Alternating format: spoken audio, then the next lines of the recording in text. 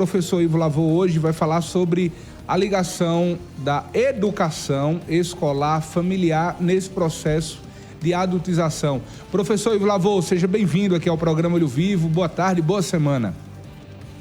Muito boa tarde, José Dias Neto. Boa tarde a todos do programa Olho Vivo. É sempre um prazer estar todas as semanas aqui nesse quadro falando de educação. E hoje falo de uma maneira triste, mas também feliz, porque nós tivemos uma visibilidade para um tema que já tinha muita gente falando sobre, mas que agora ganhou repercussão nacional e as providências estão sendo tomadas.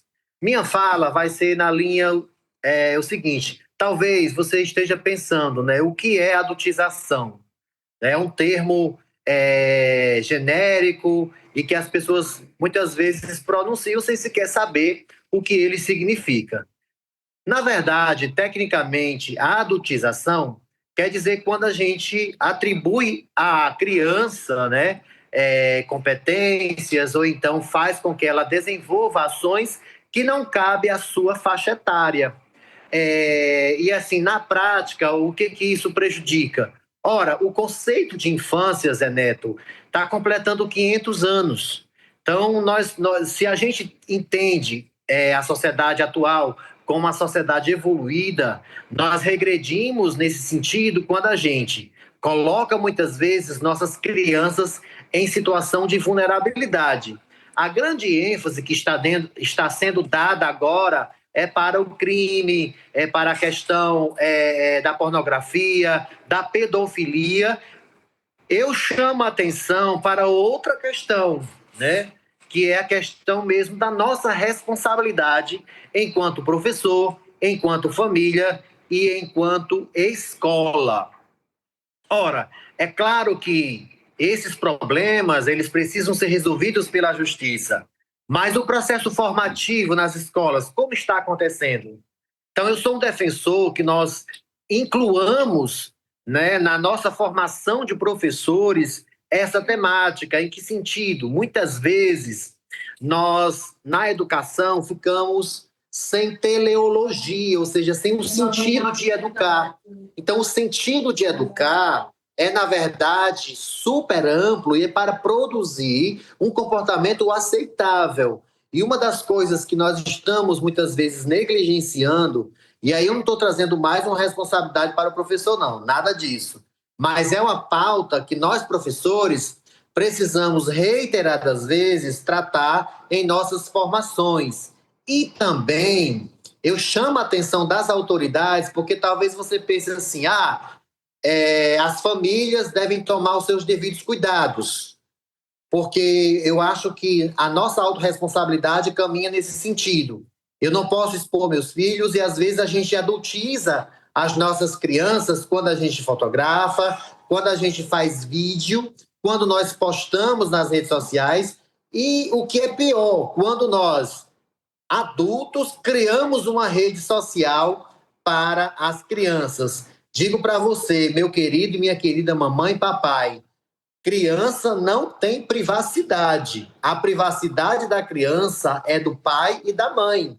Então, a responsabilidade do conteúdo que a criança vê, que o adolescente vê, é do pai e da mãe. Por isso, se você já criou uma rede social para o seu filho, às vezes eu conheço crianças numa idade bastante tenra, até bebês, tendo rede social. Isso é super nocivo. E as crianças que já começam a entender, elas não têm capacidade de enfrentamento, nem dos elogios, das comparações, das possíveis cantadas que podem acontecer e todos os riscos inerentes a essa questão. Então, a adultização também tem relação não apenas com questão de postar, mas todas as vezes que eu nego o brincar para os meus filhos. Então, isso também é uma forma de adultizar, porque se você, nessa fase de brincar, não dá à criança oportunidade para ela brincar, nós estamos cerceando, nós estamos muitas vezes impedindo o crescimento e o desenvolvimento dessas crianças. E aí eu fecho a minha fala, que aí talvez você fique pensando, Mas quem é que vai comunicar isso? Hoje é o meu grande questionamento. Quem vai comunicar para o pai e para a mãe via escola? Quem é que vai comunicar que os filhos estão correndo risco? Então, urgentemente, nós precisamos de uma política pública, porque nós não podemos ficar a reboque, né, de alguém famoso para fazer uma denúncia. A escola, o Estado precisa se preparar, enquanto ente que cuida da sociedade, formação para os pais. É por isso que eu defendo a escola para a paz, porque a escola para a paz, a gente vai trabalhar o comportamento dos pais. Então, a adultização, ela começa na família bem intencionada, na família estruturada, na família de classe média, na família pobre, em qualquer tipo de família. Todas as vezes que a gente nega às nossas crianças a infância delas, não damos a elas oportunidade de se indignar, oportunidade de se frustrar, oportunidade de brincar, e colocamos essas crianças muitas vezes nas redes sociais, nós estamos não somente vulnerabilizando no sentido que elas podem ser vítimas de um crime, isso é um ponto, mas o outro ponto também é o que vai provocar no cérebro das crianças. Então, a formação das crianças, a primeira infância especialmente, ela é super importante. E no caso do adolescente, que está com explosão de hormônios ali acontecendo, ele também não tem noção de tomar decisões. Por isso eu defendo tirar o celular das crianças, não dar a elas rede social, e a gente urgentemente precisa formar as famílias de temáticas importantes sobre a questão da parentalidade, da responsabilidade de se criar filhos no mundo de hoje. Então a gente corre riscos de uma maneira inocente e até bem intencionada, porque a gente suscita muitas vezes risadinhas, dancinha das nossas crianças, isso está prejudicando o desenvolvimento neural das nossas crianças. E nós temos um agravante para fechar aqui.